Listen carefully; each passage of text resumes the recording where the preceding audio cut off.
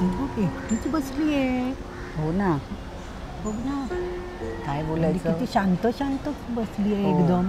हो अहो, परवा त्या माझ्या समोरून येत होत्या तर मी आपलं त्यांना सहज विचारलं की काय म्हणता, तर अशा डोळे रोखून मला म्हणतात दरवेळी काय म्हणायलाच पाहिजे का. अरे बापरे, मग आता या बाईशी काय बोलायची सोयच नाही राहिली.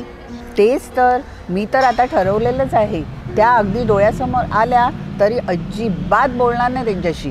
अहो, त्या पहिल्या नव्हत्या अशा कधी, किती आनंदी असायच्या.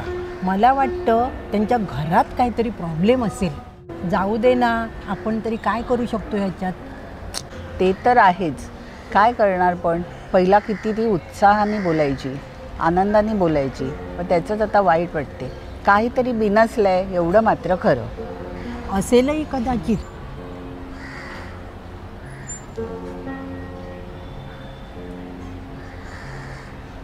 हे बघ बघ, निघाली ती. हो,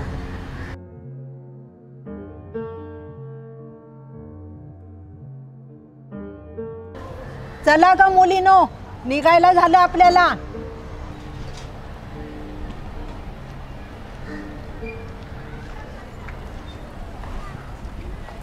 चला चला ग मुलीनो, तुमचा खेळ काय संपायचा नाही.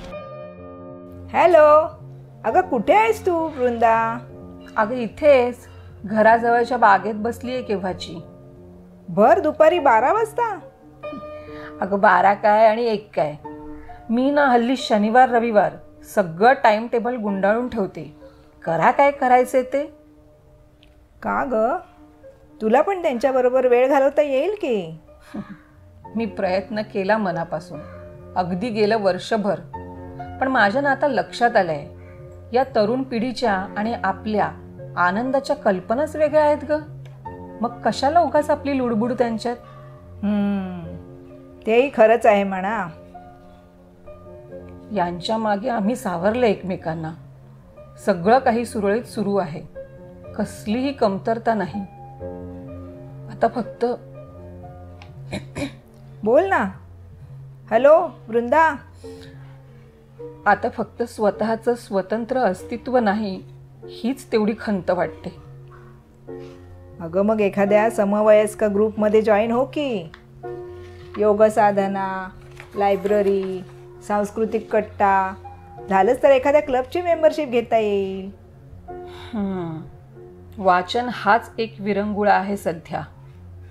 सकाळी योग, ध्यानधारणा हे तर असतंच ग, पण आता नव्याने ओळखी वाढवायला नाही जमणार ग. बरं, मग रोज नाच शाळेत गेली ना की फिरायला जात जा. छान चालणं होईल, मोकळ्या हवेत बरं वाटेल. अगं आता ते पण नकोसं वाटायला लागलंय ग. तेच रस्ते, तीच माणसं आणि तेच प्रश्न. पण इतक्या वर्षात असा सूर कधीच नव्हता ग तुझा. आतला सूर दाबूनच ठेवलं ना मी इतकी वर्ष. मनातलं काही बोललेच नाही कुणाला.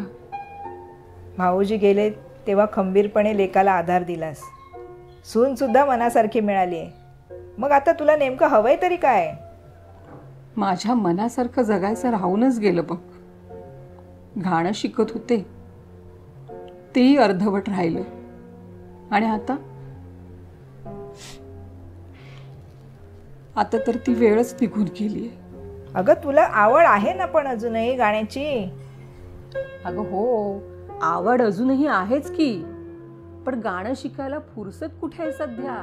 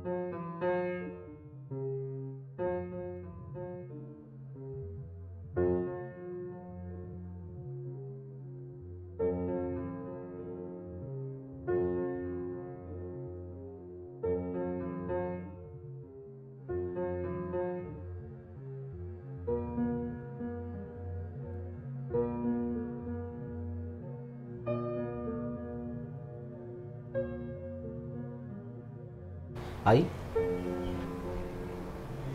आई,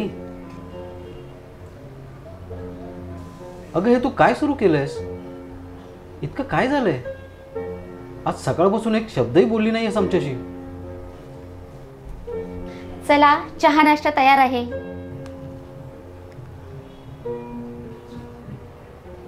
आई, माझं काही चुकलं का आई?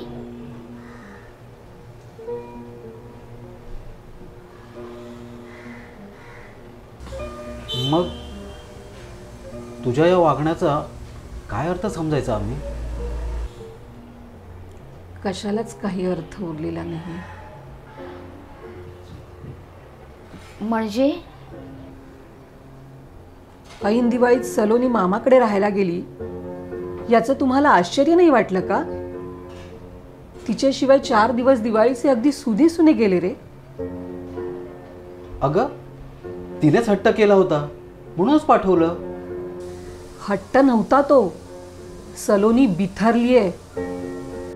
तिला भीती वाटतेय की माझ्या मागे ती एकटी पडेल. काय?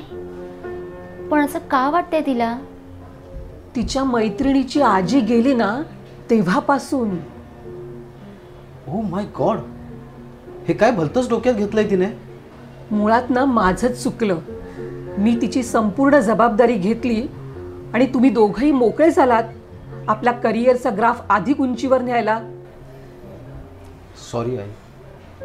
पण आम्हाला असं कधी काही सांगितलं नाही तिने. तुमच्या मते तुम्ही तिला जो क्वालिटी टाइम देताय ना तो तिने ऑलराऊंडर कसं बनावं यासाठी. अगं पण आम्ही रोज बोलतो तिच्याबरोबर. कधी तिच्या मनात काय आहे ते विचारता का? म्हणजे तिला कसली शंका असेल तर सोडवतो आम्ही. तुम्ही डिवोर्स घेणार आहात का असं विचारत होती ती मला. हे कुठून आलं तिच्या डोक्यात? आजूबाजूला घडणाऱ्या घटनांचे पडसाद तिच्या कोवळ्या मनावर उमटत असतात वैभव.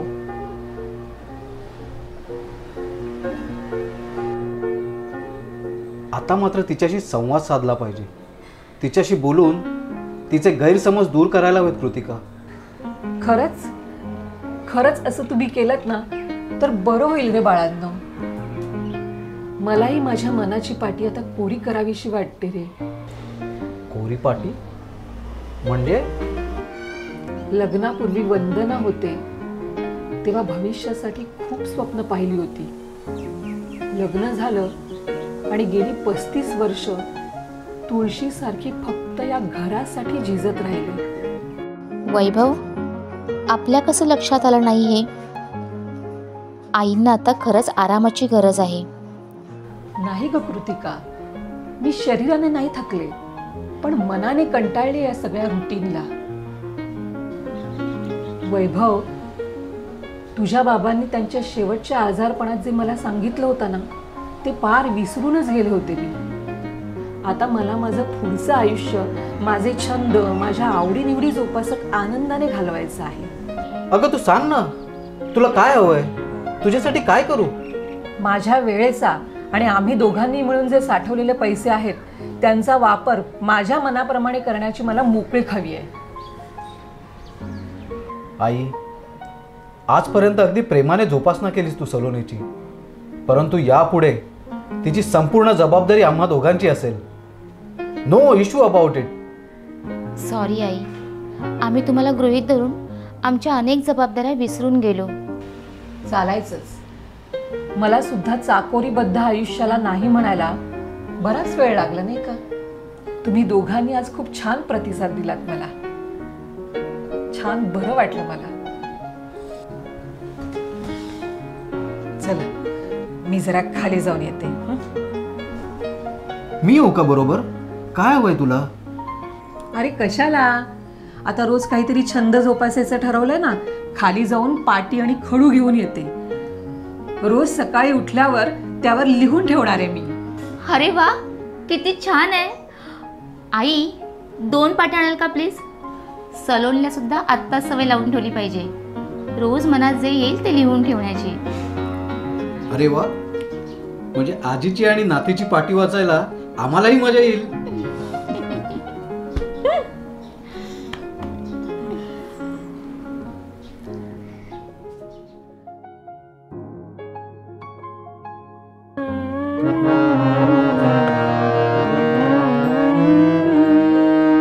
भर जरी ग पितांबर दिला फाडून, द्रौपदीसी बंधू शोभे नारायण, सुभद्रा कृष्णाच्या पाठची बहीण, विचाराया गेले नारद म्हणून, बोट श्री हरीचे कापले गबाई, बांधायाला चिंधी लवकर देई, सुभद्रा बोलली, सुभद्रा बोलली, शालूनी पैठणी फाडून का देऊ, चिंधी तुम्हासनी, पाठची बहीण झाली वैरीण, द्रौपदीसी बंधू शोभे नारायण, द्रौपदी बोलली हरीची मी कोण, परी मला त्याने मानिली बहीण, काळजाची चिंधी काढून देईन, येवढे तयाचे माझ्यावरी ऋण, वसने देऊन प्रभू राखी माझी लाज, चिंधीसाठी आला माझ्या दारी हरी आज, त्रैलोक्य मोलाचे वसन दिले फाडून, द्रौपदीसी बंधू शोभे नारायण, भर जरी ग पितांबर दिला फाडून, द्रौपदीसी बंधू शोभे नारायण.